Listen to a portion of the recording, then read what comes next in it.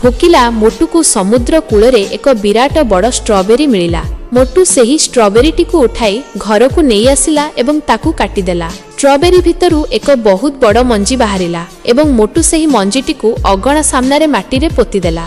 रातिरे प्रबल वर्षा हेला एवं माटीरु ओदा अंश पाई मंजीटी गजा होई एक विराट गछरे परिणत होईगला। सेही गछरे अनेक सुनार स्ट्रॉबेरी फळीगला। जेतेबेले मोटू सकाळु उठी घर अगणारे सुना स्ट्रॉबेरी फळीथिबा गछकु देखिला से आश्चर्य होईगला एवं खुशी रे हसिबाकु लागिला। से किछि सुना स्ट्रॉबेरी तोड़ी एक बस्तारे भरिला एवं सेगुडीकु नेई मंदिर पाखरे थिबा भिकारी माननकु देइदेला। मोटू रास्ता कड़रे अलिया उठाउथिबा जणे महिलांकु मध्य किछि सुना स्ट्रॉबेरी देला। तापरे मोटू एक ट्रॉली भर्ती करी सुना स्ट्रॉबेरी बाहर कला एवं सेगुडीकु नेई जणे अलंकार दुकान मालिकंकु देला। दुकान मालिक मोटू को टंका भर्तीटिए देले।